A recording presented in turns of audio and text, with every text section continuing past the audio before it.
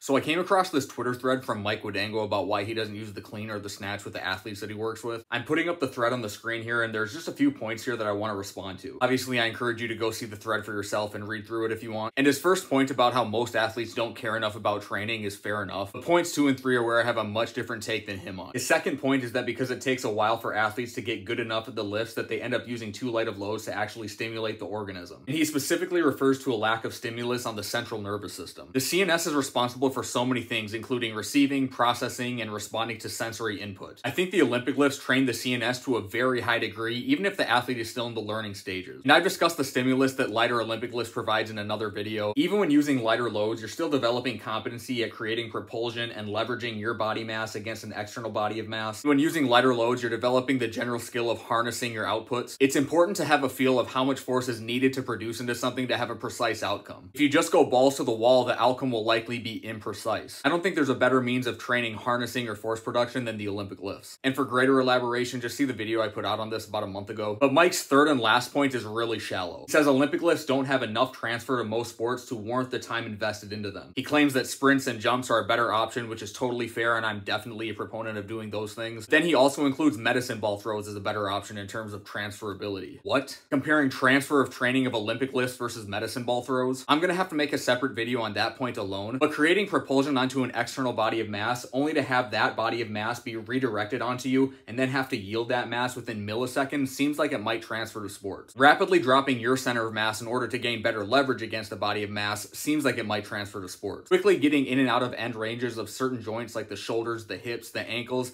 under loads, various speeds, and under duress seems like it might transfer to sports. Transfer of training or lack thereof regarding Olympic lifts to sports performance as the basis of not using them is incredibly ignorant. I'll make a video on the medicine ball comparison soon too. That's my response to the thread, and that's all I have for this video, so thanks for watching. I'll see you next time.